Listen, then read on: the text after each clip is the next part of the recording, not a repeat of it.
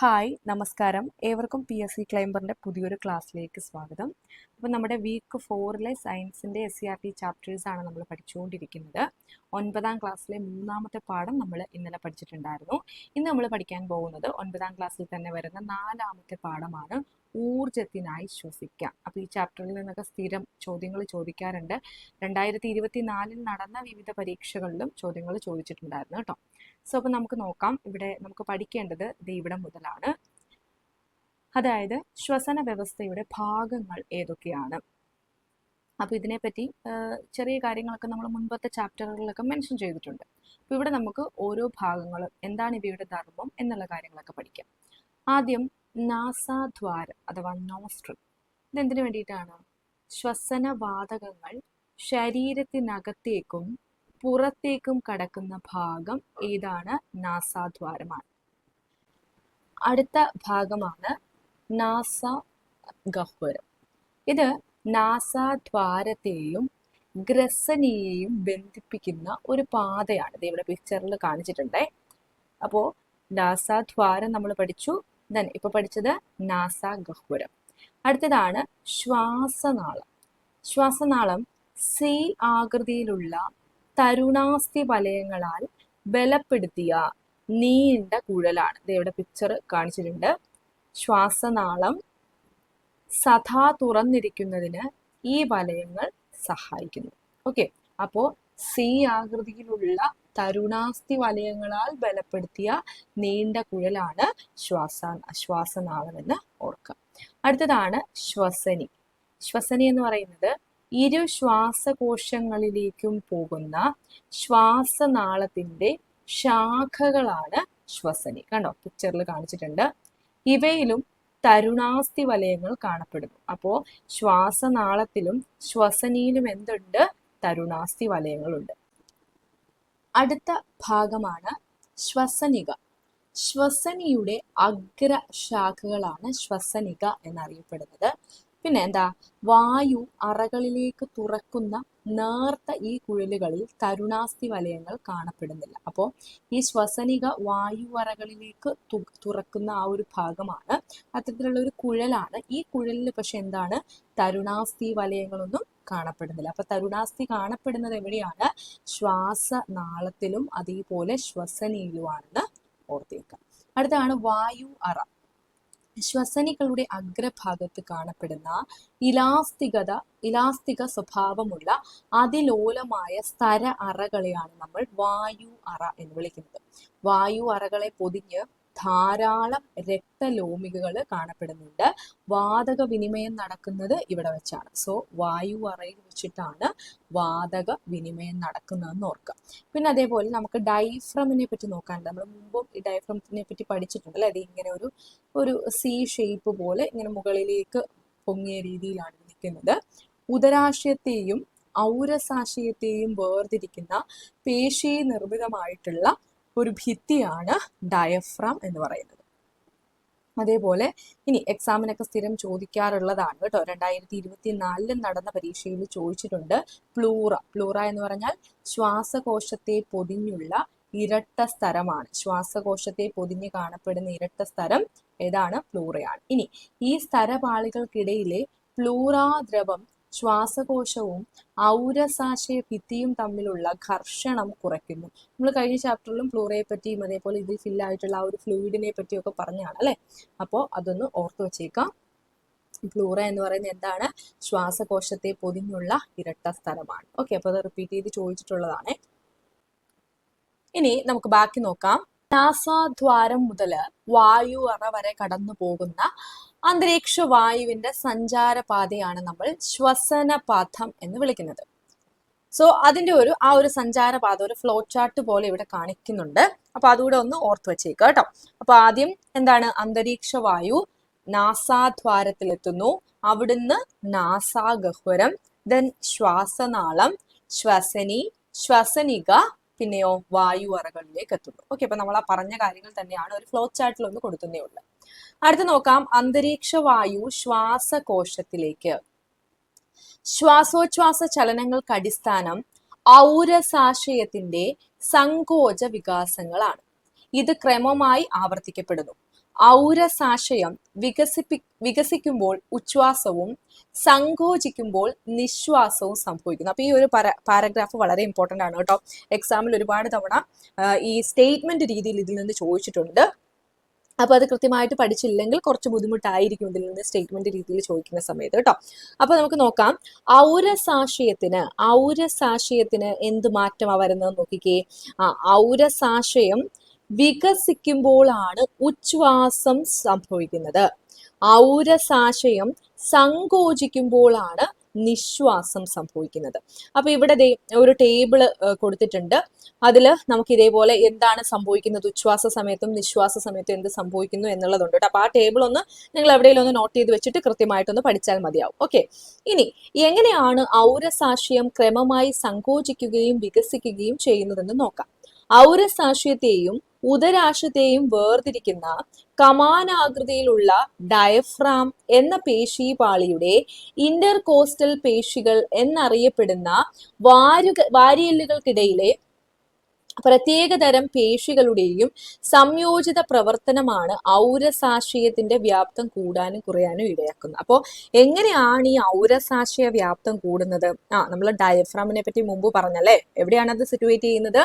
ഔരസാശയത്തെയും ഉദരാശയത്തെയും വേർതിരിക്കുന്ന കമാനാകൃതിയിലുള്ള ഡയഫ്രാം എന്ന പേശീപാളിയുടെ ഇന്റർകോസ്റ്റൽ പേശികൾ ഡയഫ്രത്തിന്റെയാണ് കേട്ടോ എന്നറിയപ്പെടുന്ന വാരിയെല്ലുകൾക്കിടയിലെ പ്രത്യേകതരം പേശികളുടെയും സംയോജിത പ്രവർത്തനമാണ് ഔരസാശയത്തിന്റെ വ്യാപ്തം കൂടാനും കുറയ്ക്കാനും ഇടയാകുന്നത്. അപ്പൊ ഇവിടെ ചിത്രത്തിൽ കാണിച്ചിട്ടുണ്ട്. അതായത് ഉച്ഛ്വാസ സമയത്ത് സംഭവിക്കുന്ന കാര്യങ്ങളും നിശ്വാസ സമയത്ത് സംഭവിക്കുന്ന കാര്യങ്ങളും പറഞ്ഞിട്ടുണ്ട്. അപ്പൊ നമുക്ക് ഓരോന്ന് വിധം നോക്കാം. ആദ്യം ഇന്റർകോസ്റ്റൽ പേശികൾ സങ്കോചിക്കുന്നത് മൂലം വാരിയെല്ലുകൾ ഉയരുന്നു. സോ ഉച്ഛ്വാസത്തിന്റെ സമയത്ത് വാരിയെല്ലുകൾ എന്ത് ചെയ്യുന്നു? ഉയരുന്നു. അപ്പൊ നിശ്വാസത്തിന്റെ സമയത്ത് എങ്ങനെയാണ്? ഈ ഇന്റർകോസ്റ്റൽ പേശികൾ പൂർവ്വസ്ഥിതിയിലേക്ക് വരും അല്ലെ. അങ്ങനെ പൂർവ്വസ്ഥിതി പ്രാപിക്കുന്നത് മൂലം വാരിയെല്ലുകൾ താഴുകയാണ് നിശ്വാസ സമയത്ത് സംഭവിക്കുന്നത്. ഇനി അടുത്തത് ഡയഫ്രത്തിന് എന്ത് ചേഞ്ചാ വരുന്നത്? ഡയഫ്രം സങ്കോചിക്കുന്നു. എപ്പോൾ? ഉച്ഛ്വാസ സമയത്ത് ഡയഫ്രം സങ്കോചിക്കുന്നു. എന്നാൽ നിശ്വാസ സമയത്ത് എന്താണ്? ഡയഫ്രം പൂർവ്വസ്ഥിതി പ്രാപിക്കുകയാണ് ചെയ്യുന്നത്. പൂർവ്വസ്ഥിതി എന്ന് പറഞ്ഞാൽ എന്താണ്? അത് ഒറിജിനലി ഇരിക്കുന്ന എങ്ങനെയാണ്? ഒരു ചെറിയ വളവുണ്ട് അല്ലെ, നമ്മൾ പറഞ്ഞു കമാന ആകൃതി എന്ന് പറഞ്ഞു. അപ്പൊ എന്ത് ചെയ്യുന്നു? ഡയഫ്രം ആ ഒരു വളവിലേക്ക് അല്ലെങ്കിൽ അതൊന്ന് വളയുന്നു, അല്ലെങ്കിൽ ഡയഫ്രം പൂർവ്വസ്ഥിതി പ്രാപിക്കുന്നു. അപ്പോൾ നമ്മൾ പറഞ്ഞത് ഉച്ഛ്വാസ സമയത്ത് വാരിയെല്ലുകൾ ഉയരുന്നു, പിന്നെ നിശ്വാസ സമയത്ത് വാരിയെല്ലുകൾ താഴുന്നു.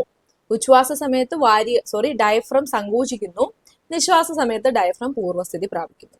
ഇനി അടുത്തത് ഔരസാശയ വ്യാപ്തം കൂടുന്നു. ഉച്ഛ്വാസ സമയത്താണ് പറയുന്നത്. ഔരസാശയ വ്യാപ്തം കൂടുന്നു.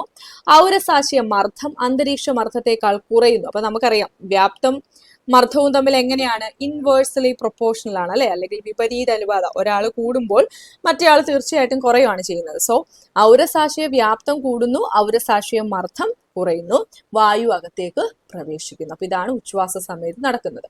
ഇനി ഇവിടെ നിശ്വാസ സമയം നോക്കിക്കേ. ഔരസാശയ വ്യാപ്തം കുറയുന്നു. അപ്പൊ എന്ത് പറ്റും? ഔരസാശയ മർദ്ദം എന്ത് ചെയ്യും? അന്തരീക്ഷ മർദ്ദത്തെക്കാൾ കൂടും. അതായത് വായു പുറത്തേക്ക് പുറന്തള്ളപ്പെടുന്നു. അപ്പൊ ഈ ഒരു ടേബിള് കൃത്യമായിട്ടൊന്ന് പഠിച്ചു വെച്ചേക്കുക. ഡയഫ്രം നമ്മൾ പറഞ്ഞു എന്താണ്? സങ്കോചിക്കുന്നു അല്ലെങ്കിൽ ചുരുങ്ങുന്നു അല്ലെ. ഇനി ഡയഫ്രം നിശ്വാസ സമയത്ത് എങ്ങനെയാണ്? വളയുന്നു, അല്ലെങ്കിൽ നമുക്ക് പറയാം പൂർവ്വസ്ഥിതിയിലേക്ക് എത്തുന്നു എന്ന് പറയാം. ഇനി വാരിയെല്ലുകളാണെങ്കിലോ ഉച്ഛ്വാസ സമയത്ത് ഉയരുന്നു, നിശ്വാസ സമയത്ത് താഴുന്നു. ഔരസാശയ വ്യാപ്തം ഉച്ഛ്വാസ സമയത്ത് എങ്ങനെയാണ്? കൂടുന്നു. അപ്പോൾ നിശ്വാസ സമയത്ത് കുറവാണ്. ദെൻ ഔരസാശയ മർദ്ദം ഉച്ഛ്വാസ സമയത്ത് കുറയുന്നു, നിശ്വാസ സമയത്ത് കൂടുന്നു. പിന്നെ വായു എങ്ങനെയാണ്? ഉച്ഛ്വാസ സമയത്ത് ഉള്ളിലേക്കാണ് വായു പോകുന്നത്, നിശ്വാസ സമയത്ത് വായു പുറത്തേക്ക് പുറന്തള്ളുകയാണ് ചെയ്യുന്നത്. ഓക്കെ, അപ്പോൾ ഈ പറഞ്ഞിരിക്കുന്ന ഓരോന്നും എന്താണ്, എങ്ങനെയാണ് ഈ ഒരു ഉച്ഛ്വാസ സമയത്തും നിശ്വാസ സമയത്തും ഓരോന്നും ഡയഫ്രം, വാരിയെല്ലുകൾ, ഔരസാശയ വ്യാപ്തം, ഔരസാശയ മർദ്ദം, വായു ഒക്കെ എങ്ങനെയാണ് എന്നുള്ളത് കൃത്യമായിട്ടൊന്ന് പഠിച്ചു വെച്ചേക്കുക കേട്ടോ. അടുത്തത് വാതക വിനിമയം വായു അറകളിൽ. ഉച്ഛ്വാസത്തിന്റെ ഫലമായി അന്തരീക്ഷ വായു അറകളിൽ എത്തിച്ചേരുന്നു. നമ്മൾ പറഞ്ഞു വായു അറകളിലാണ് എത്തിച്ചേരുന്നതെന്ന് പറഞ്ഞു അല്ലെ. ശ്വസന വാതകങ്ങളായ ഓക്സിജന്റെയും കാർബൺ ഡൈ ഓക്സൈഡിന്റെയും കൈമാറ്റം വായു അറകളിലാണ് നടക്കുന്നത്. അപ്പൊ അത് വളരെ ഇമ്പോർട്ടന്റ് ആയിട്ടുള്ള ഒരു പോയിന്റ് ആണ്. നമ്മൾ ഓൾറെഡി ഇവിടെ പറഞ്ഞിട്ടുണ്ടായിരുന്നു. കണ്ടോ, ഇവിടെ പറയുന്നുണ്ട് വായു അറകളെ പൊതിഞ്ഞ് ധാരാളം രക്തലോമികൾ കാണപ്പെടുന്നുണ്ട്. വാതക വിനിമയം നടക്കുന്നത് ഇവിടെ വെച്ചാണെന്നും പറഞ്ഞിട്ടുണ്ട് അല്ലെ. അപ്പൊ അതുകൊണ്ട് ആ പോയിന്റും കൂടെ ഒന്ന് ഓർത്ത് വെച്ചേക്കുക. എന്താണ് കാർബൺ ഡൈ ഓക്സൈഡ് അതേപോലെ ഓക്സിജൻ ഇതിന്റെയൊക്കെ കൈമാറ്റം സംഭവിക്കുന്നത് എവിടെ വെച്ചാണ്? വായു അറകളിൽ വെച്ചിട്ടാണ്. വായു അറയുടെ ആ ഒരു ഘടന അതിന് അനുയോജ്യമായിട്ടുള്ള ഒരു ഘടനയാണ്. അപ്പൊ നമുക്കിനി അടുത്തായിട്ട് ആ ഘടനയെ പറ്റി പഠിക്കണം. പക്ഷെ അതിനു മുമ്പ് നമുക്ക് ഈ ബോക്സിലുള്ളതും കൂടെ ഒന്ന് നോക്കിയിട്ട് പോകാവേ. ത്വക്കിനേക്കാളും വിസ്തീർണമോ? ശരീരത്തെ മൊത്തം പൊതിയുന്ന ത്വക്കിന്റെ പ്രതല വിസ്തീർണം 2 ചതുരശ്ര മീറ്റർ മാത്രമേ ഉള്ളൂ. എത്രയാണ്? 2 ചതുരശ്ര മീറ്റർ ആണ് ത്വക്കിന്റെ പ്രതല വിസ്തീർണം. എന്നാൽ 2 ശ്വാസകോശങ്ങളിലെയും വായു അറകളുടെ ആകെ പ്രതല വിസ്തീർണം 2 ശ്വാസകോശങ്ങളിലെയും വായു അറകളുടെ ആകെ പ്രതല വിസ്തീർണം എന്ന് പറഞ്ഞാൽ ഏകദേശം 70 ചതുരശ്ര മീറ്റർ ആണ്. അതായത് ഒരു ടെന്നീസ് കോർട്ടിന്റെ വിസ്തീർണത്തിന് തുല്യം. ഇത്രയും കൂടിയ പ്രതല വിസ്തീർണം ശ്വസനവാതകങ്ങളുടെ വിനിമയം എളുപ്പത്തിൽ നടക്കുന്നതിന് സഹായിക്കുന്നു. അപ്പോൾ ഈ ശ്വസനവാതകങ്ങളുടെ വിനിമയം ഇത്ര എളുപ്പത്തിൽ നടക്കാനുള്ള കാരണം എന്താണ്? വളരെയധികം കൂടുതലായിട്ടുള്ള, അതായത് ഏകദേശം 70 ചതുരശ്ര മീറ്റർ ആണ് വായു അറകളുടെ പ്രതല വിസ്തീർണം എന്ന് പറയുന്നത്. അപ്പൊ ആ പോയിന്റ് അവിടെ ഒന്ന് ഓർത്തു വെച്ചേക്കാം. അപ്പൊ ഇനി നമുക്ക് വായു അറകളുടെ ആ ഒരു ഘടനയിലേക്ക് വരാം. നോക്കാം. ശ്വാസകോശത്തിലേക്ക് പ്രവേശിക്കുന്ന ശ്വസനിയുടെ അഗ്രശാഖകളായ ശ്വസനികകൾ തുറക്കുന്നത് ദശലക്ഷക്കണക്കിന് വായു അറകളിലേക്കാണ്. നമ്മൾ ആ പിക്ചറിൽ കാണുന്നുണ്ട് അല്ലെ. ഇത് കണ്ടോ? ശ്വസനിക ഇവിടെ കണ്ടോ? ഇത് തുറക്കുന്നത് എന്താണ്? ഇത് വായു അറകളാന്ന് കാണിച്ചിട്ടുണ്ട് അല്ലെ. അപ്പൊ ഇങ്ങനെ അനേക ലക്ഷം വായു അറകളിലേക്കാണ് ഈ ഒരു ശ്വസനിക തുറക്കുന്നത്. വായു അറകൾ ശ്വാസകോശത്തിലെ ശ്വസന പ്രതലത്തിന്റെ വിസ്തീർണം വർദ്ധിപ്പിക്കുന്നു. വായു അറകളെ ആവരണം ചെയ്ത് ധാരാളം രക്തലോമികൾ ഉണ്ട്. അവയുടെ ഉൾഭിത്തി സദാ ഈർപ്പമുള്ളതായി കാണപ്പെടുന്നു. അവയുടെ ഭിത്തിയും അവയെ ആവരണം ചെയ്തിരിക്കുന്ന രക്തലോമികളുടെ ഭിത്തിയും ഓരോ നിര കോശങ്ങളിൽ മാത്രം നിർമ്മിതമാണ്. അപ്പോൾ അതൊന്ന് ഓർത്തു വെച്ചേക്കുക. ആരുടെ ഭിത്തിയാണ്? അതായത് നമ്മൾ പറഞ്ഞു എന്താണ്? ഉൾഭിത്തി, ധാരാളം രക്തലോമികൾ ഉണ്ടെന്ന് പറഞ്ഞു. അവയുടെ ഉൾഭിത്തി സദാ ഈർപ്പമുള്ളതായിട്ടാണ് കാണപ്പെടുന്നത്. അവയുടെ ഭിത്തിയും അവയെ ആവരണം ചെയ്തിരിക്കുന്ന രക്തലോമികളുടെ ഭിത്തിയും എന്താണ്?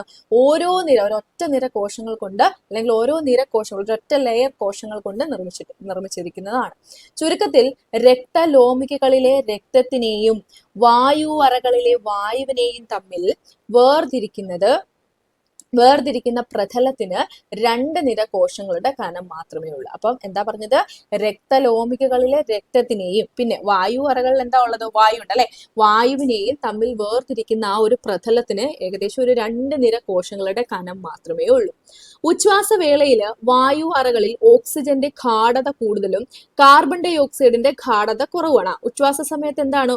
ഓക്സിജൻ ആണ് കൂടുതൽ അല്ലെ. ഓക്സിജന്റെ അളവ് കൂടുതലും കാർബൺ ഡൈ ഓക്സൈഡിന്റെ അളവ് കുറവുമാണ്. എന്നാൽ ഇതിൽ നിന്ന് വ്യത്യസ്തമായി രക്തലോമികകളിൽ ഓക്സിജന്റെ ഗാഢത കുറവും കാർബൺ ഡൈ ഓക്സൈഡിന്റെ ഗാഢത കൂടുതലുമാണ്. അപ്പൊ ശ്രദ്ധിച്ചോണേ, ഉച്ഛ്വാസവേളയിൽ വായു അറയിൽ ഏറ്റവും കൂടുതലുള്ളത് ഏതാണ്? ഓക്സിജൻ ആണ്. ഓക്സിജന്റെ ഗാഢത കൂടുതലും, ഓക്സിജന്റെ കോൺസെൻട്രേഷൻ കൂടുതലും, കാർബൺ ഡൈ ഓക്സൈഡിന്റെ കോൺസെൻട്രേഷൻ കുറവ്. കാരണം നമ്മൾ ശ്വസിക്കുമ്പോൾ ഏതാണ്? ഓക്സിജനെയാണ് നമ്മൾ ശ്വസിക്കുന്നത് അല്ലെ. അപ്പൊ അതുകൊണ്ടാണ് ഉച്ഛ്വാസവേളയിൽ ഓക്സിജന്റെ അളവ് കൂടുതലാണെന്ന് പറയുന്നത്. ഇനി അളവ് അല്ലെങ്കിൽ ആ ഒരു ഗാഢത, കോൺസെൻട്രേഷൻ കൂടുതലാണെന്ന് പറഞ്ഞത്. എന്നാൽ രക്തലോമികകളിൽ എങ്ങനെയാണ്? രക്തലോമികളിൽ നേരെ തിരിച്ചാണ്. രക്തലോമികളിൽ ഓക്സിജന്റെ അളവ് കുറവും കാർബൺ ഡൈ ഓക്സൈഡിന്റെ അളവ് കൂടുതലുമാണ്. അപ്പോൾ ഇങ്ങനെ പറയുമ്പോഴത്തേക്കും തന്നെ നമുക്കറിയാം, നമ്മൾ കഴിഞ്ഞ ഒരു ചാപ്റ്ററിൽ ഒരു പ്രോസസ്സിനെ പറ്റി പഠിച്ചിട്ടുണ്ടല്ലേ, ഡിഫ്യൂഷൻ എന്ന് പറയുന്ന പ്രോസസ്സ്. ഇപ്പൊ ഇവിടെ നോക്കിക്കൊള്ളുക. തന്മൂലം വായു അറകളിൽ നിന്ന് ഓക്സിജൻ രക്തലോമികകളിലേക്കും അവിടെ നിന്ന് കാർബൺ ഡൈ ഓക്സൈഡ് വായു അറകളിലേക്കും ഡിഫ്യൂഷനിലൂടെ വിനിമയം ചെയ്യപ്പെടുന്നു. സോ ഇവിടെ നടക്കുന്ന പ്രോസസ്സ് ഏതാണ് എന്ന് ചോദിക്കാം. ഏതാണ് ഡിഫ്യൂഷൻ? കഴിഞ്ഞ ഒരു ചാപ്റ്ററിൽ നമ്മൾ ഡിഫ്യൂഷനെ പറ്റിയും അതേപോലെ ഓസ്മോസിസും ഒക്കെ വളരെ ഡീറ്റെയിൽ ആയിട്ട് പഠിച്ചതാണ് കേട്ടോ. അപ്പൊ ഇവിടെ ഓർക്കേണ്ടത് ഇത്രയേ ഉള്ളൂ. ഉച്ഛ്വാസവേളയിൽ വായു അറകളിൽ ഓക്സിജന്റെ അളവ് കൂടുതലാണ്. അതേപോലെ ലോമികകളാണെങ്കിൽ കാർബൺ ഡൈ ഓക്സൈഡിന്റെ അളവാണ് കൂടുതലുള്ളത്. അപ്പൊ അതുകൊണ്ട് എന്ത് സംഭവിക്കും? ഡിഫ്യൂഷൻ സംഭവിക്കും. ഡിഫ്യൂഷൻ സംഭവിക്കുന്നതിന്റെ ഫലമായിട്ട് എന്താ ഉണ്ടാവുന്നത്? വായു അറകളിൽ നിന്ന് ഓക്സിജൻ രക്തലോമികകളിലേക്കും അവിടെ നിന്ന് കാർബൺ ഡൈ ഓക്സൈഡ് വായു അറകളിലേക്കും ഇത്തരത്തില് വിനിമയം ചെയ്യപ്പെടും. ഇനി അടുത്ത നോക്കിക്കൊള്ളുക. ലഘുപോഷകങ്ങൾ സംവഹനം ചെയ്യപ്പെടുന്നത് പ്ലാസ്മയിലൂടെയാണെന്ന് കഴിഞ്ഞ അധ്യായത്തിൽ മനസ്സിലാക്കിയല്ലോ. നമ്മൾ 9ാം ക്ലാസ്സിൽ തന്നെ 3ാമത്തെ പാഠം പഠിച്ചിട്ടുണ്ടായിരുന്നു അല്ലെ. അതിൽ നമ്മൾ പറയുന്നുണ്ട് ലഘുപോഷകങ്ങളുടെ സംവഹനം നടക്കുന്നത് പ്ലാസ്മയിലൂടെയാണ്. എന്നാൽ ഏത് രക്തഘടകമാണ് ഓക്സിജനെ സംവഹനം ചെയ്യുന്നതെന്ന് അറിയാമോ? അരുണ രക്താണുക്കളിലെ ഹീമോഗ്ലോബിൻ ആണ് ഓക്സിജനെ സംവഹനം ചെയ്യുന്നത്. അരുണ രക്താണുക്കളുടെ പ്രത്യേകതകൾ അറിയണ്ട. അപ്പൊ നോക്കാം, ഇവിടെ ഓർത്ത് വെക്കേണ്ടത് അരുണ രക്താണുക്കൾ, അതായത് RBC, റെഡ് ബ്ലഡ് കോർപ്പസൽസ്, RBCയിലെ ഹീമോഗ്ലോബിൻ ആണ് ഓക്സിജനെ സംവഹനം ചെയ്യുന്നത്. അപ്പോൾ ആ ഒരു ഹീമോഗ്ലോബിന്റെ സ്ട്രക്ചർ ഇവിടെ കൊടുത്തിട്ടുണ്ട്. രക്തകോശങ്ങൾ കാണിച്ചിട്ടുണ്ട്. അതിൽ ശ്വേത രക്താണുക്കളുണ്ട്, അരുണ രക്താണുക്കളുണ്ട്. അപ്പോൾ ഈ അരുണ രക്താണുക്കളുടെ ഘടന ഓക്സിജന്റെ സംവഹനത്തിന് വളരെ യോജിച്ചതാണ്. അപ്പൊ അതിന്റെ ആ ഒരു ഘടന പറയുവാണെങ്കിൽ ഡിസ്കിന്റെ ആകൃതിയാണ്. 1 മില്ലി ലിറ്ററിൽ 45 ലക്ഷം മുതൽ 60 ലക്ഷം വരെ, അതായത് 1 മില്ലി ലിറ്റർ രക്തം എടുത്താൽ അതിൽ ഏകദേശം 45 മുതൽ 60 ലക്ഷം വരെ RBC നമുക്ക് കാണാൻ സാധിക്കും. ന്യൂക്ലിയേഴ്സോ മറ്റു കോശാംഗങ്ങളോ ഈ RBCയിൽ കാണപ്പെടില്ല. പിന്നെ എന്താണ് അതായത് ഹീമോഗ്ലോബിൻ, ഓക്സിജനോട് വളരെ പ്രതിപത്തിയുള്ള അല്ലെങ്കിൽ പ്രതിപത്തി കൂടിയ ഹീമോഗ്ലോബിൻ ആണ് ഇവിടെ കാണപ്പെടുന്നത്, RBCയിൽ കാണപ്പെടുന്നത്. അപ്പൊ അതൊക്കെയാണ് അരുണ രക്താണുക്കൾ അഥവാ RBCയുടെ പ്രത്യേകതകൾ എന്നുള്ളതൊന്ന് ഓർത്ത് വെച്ചേക്കാം. ഇനി അടുത്തത് ഇവിടെ ഈ ബോക്സിലുള്ളത്, അത് എപ്പോഴും പ്രീവിയസ് ഇയർ ക്വസ്റ്റ്യൻ ആയിട്ട് ചോദിക്കുന്നുണ്ട്. ഇപ്പോ ഈ ഞാനിപ്പോ ഈ ക്ലാസ് റെക്കോർഡ് ചെയ്യുന്നത് നമ്മുടെ LGSന്റെ 4th ലെവൽ എക്സാം നടന്ന 4th സ്റ്റേജ് എക്സാം നടന്ന ദിവസമാണ്. സോ ഇന്നത്തെ ക്വസ്റ്റ്യൻ പേപ്പറിലും ഇത് ചോദിച്ചിട്ടുണ്ടായിരുന്നേ. നോക്കാം, 4 പ്രോട്ടീൻ ഇഴകളും ഇരുമ്പടങ്ങിയ ഹീമും ചേർന്നതാണ് ഹീമോഗ്ലോബിന്റെ ഘടന. ഹീമിലെ ഇരുമ്പുമായാണ് ഓക്സിജൻ കൂടിച്ചേരുന്നത്. പ്രോട്ടീൻ ഇഴകളും ഹീമും 4 എണ്ണം വീതമുള്ളതിനാൽ ഒരു ഹീമോഗ്ലോബിൻ തന്മാത്രയ്ക്ക് 4 ഓക്സിജൻ തന്മാത്രകളെ വഹിക്കാൻ കഴിയും. അതായത് ക്വസ്റ്റ്യൻ എങ്ങനെയായിരുന്നു, ഹീമോഗ്ലോബിനിൽ പ്രസന്റ് ആയിട്ടുള്ള ലോഹം ഏതെന്ന്? ഇരുമ്പാണ്. അതിനെപ്പറ്റി മുന്നോട്ട് വരുമ്പോഴും പറയുന്നുണ്ട് കേട്ടോ. ഹീമോഗ്ലോബിൻ നിർമ്മിക്കുന്നതിന് വേണ്ട പ്രധാന ഘടകം ഇരുമ്പ് തന്മാത്രകളാണ്. ഓക്കെ, അപ്പൊ അത് വളരെ ഇമ്പോർട്ടന്റ് ആണ്. ഒരുപാട് തവണ ഇത് റിപ്പീറ്റ് ചെയ്ത് ചോദിച്ചിട്ടുണ്ട് കേട്ടോ. ഞാൻ ആ ക്വസ്റ്റ്യൻ ഒന്ന് കാണിക്കാം. ക്വസ്റ്റ്യൻ ഇങ്ങനെയാണ്, രക്തത്തിലെ ഹീമോഗ്ലോബിൻ നിർമ്മാണത്തിന് ആവശ്യമായ ഘടകം ഏതാണ്? ഇവിടെ കറക്റ്റ് ആൻസർ വരുന്നത് ഓപ്ഷൻ A ആണ്, ഇരുമ്പാണ്. അപ്പോൾ ഇത് 2024 LGS സ്റ്റേജ് 4 ചോദിച്ച ക്വസ്റ്റ്യൻ ആണ് കേട്ടോ. ഓക്കെ, അപ്പോൾ അത്രയും ഇമ്പോർട്ടന്റ് ആണ്. ഇത് മാത്രമല്ല, ഒരുപാട് തവണ ഈ ക്വസ്റ്റ്യൻ റിപ്പീറ്റ് ചെയ്ത് ചോദിച്ചിട്ടുണ്ട്. അപ്പൊ നമുക്കിനി ഒന്നുകൂടി ഇത് വായിച്ചു നോക്കാം. 4 പ്രോട്ടീൻ ഇഴകളും ഇരുമ്പുമടങ്ങിയ ഹീമും ചേർന്നതാണ് ഹീമോഗ്ലോബിന്റെ ഘടന. അത് കണ്ടോ, ഇവിടെ ഒരു ചിത്രം കാണിച്ചിട്ടുണ്ട്. അതായത് ഹീം കണ്ടോ, നിങ്ങൾക്ക് വീഡിയോയിൽ അത് എന്തുമാത്രം കാണാന്ന് എനിക്കറിയില്ല, എന്തായാലും ബുക്കിലുണ്ട്, പുസ്തകത്തിൽ കൊടുത്തിട്ടുണ്ട്, നിങ്ങളൊന്ന് നോക്കുക കേട്ടോ. പിന്നെയോ പ്രോട്ടീൻ ഇഴകൾ കണ്ടോ, 1, 2, 3, 4 പ്രോട്ടീൻ ഇഴകളുണ്ട്. അതേപോലെ ഹീമും കൂടെ ചേർന്നതാണ് ഹീമോഗ്ലോബിൻ എന്ന് പറയുന്നത്. ഈ ഹീമില് ഇരുമ്പുണ്ട്. ഹീമിലെ ഇരുമ്പുമായാണ് ഓക്സിജൻ കൂടിച്ചേരുന്നത്. പ്രോട്ടീൻ ഇഴകളും ഹീമും 4 എണ്ണം വീതം ഉള്ളതിനാൽ ഒരു ഹീമോഗ്ലോബിൻ തന്മാത്രയ്ക്ക് 4 ഓക്സിജൻ തന്മാത്രകൾ വഹിക്കാൻ കഴിയും. ഇതും പ്രീവിയസ് ഇയർ ക്വസ്റ്റ്യൻ ആണ്, 2024 തന്നെ ചോദിച്ചിട്ടുണ്ട്, വിട്ടുകളയരുത്. അതായത് ക്വസ്റ്റ്യൻ ഇതാണ്, ഒരു ഹീമോഗ്ലോബിൻ തന്മാത്രയ്ക്ക് എത്ര ഓക്സിജൻ തന്മാത്രകളെ വഹിക്കാൻ കഴിയും? എത്രയാണ്? 4 എണ്ണത്തിനെയാണ് വഹിക്കാൻ കഴിയുന്നത്. ഇനി അത് എന്തുകൊണ്ടാണെന്ന് പറഞ്ഞാണ് നമ്മൾ മുമ്പ് പറഞ്ഞത് തന്നെ. അതായത് പ്രോട്ടീൻ ഇഴകളും ഹീമും 4 എണ്ണം ഉണ്ട്. അപ്പൊ അതുകൊണ്ട് തന്നെ എന്താണ് നമ്മൾ പറഞ്ഞു, ഹീമോഗ്ലോബിന്റെ ഘടനയിൽ നമ്മൾ പറഞ്ഞു ഹീമിലെ ഇരുമ്പുമായിട്ടാണ് ഓക്സിജൻ കൂടിച്ചേരുന്നതെന്ന് പറഞ്ഞല്ലേ. സോ ഇത്തരത്തില് 4 ഹീമുണ്ട്. അപ്പൊ അതുകൊണ്ട് തന്നെ 4 ഓക്സിജൻ മോളിക്യൂളിനെ ഇതിന് വഹിക്കാൻ കഴിയും. ക്ലിയർ ആയോ പറഞ്ഞത്? ഇനി അടുത്ത് നമുക്ക് നോക്കാം. അപ്പോൾ ഈ ഓക്സിജനും ഹീമോഗ്ലോബിനും കൂടെ ചേർന്നാൽ ഉണ്ടാകുന്നത് ഓക്സി ഹീമോഗ്ലോബിൻ ആണെന്ന് ഓർക്കണേ. ഓക്സിജനും ഹീമോഗ്ലോബിനും കൂടെ ചേർന്നാൽ ഉണ്ടാവുന്നത് എന്താണ്? ഓക്സി ഹീമോഗ്ലോബിൻ ആണ്.